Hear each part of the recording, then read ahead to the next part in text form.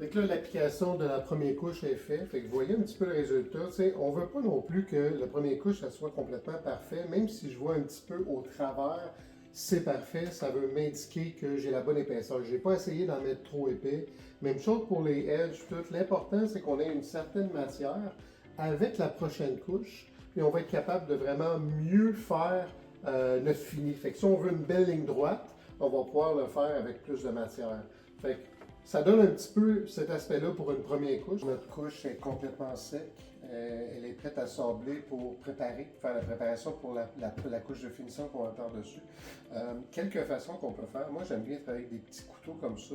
Ce que je vais faire, c'est que je vais passer par-dessus la surface et je vais enlever toutes les petites aspérités, les petites imperfections sur mon pan de travail, sur mon comptoir en ce moment.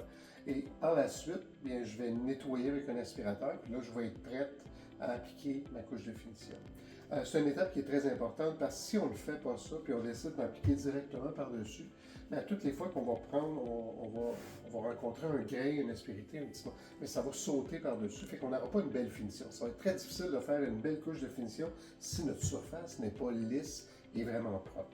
Passe notre tuile partout sur notre surface. Souvent, je vais suivre avec ma main pour m'assurer que c'est très doux. Puis par la suite, on va passer un aspirateur vraiment comme il faut. Vraiment, un aspirateur, c'est beaucoup mieux que juste de passer une petite gainée. L'aspiration va aller chercher dans toutes la texture, etc. Fait que très important de ce côté-là. On pourrait également décider de sabler, fait que prendre une petite ponceuse, puis sabler avec un grain 80 par-dessus, partout sur notre surface, puis suivre également avec un aspirateur par la suite. Donc, une fois ça c'est fait, on va être prêt à installer notre couche de finition.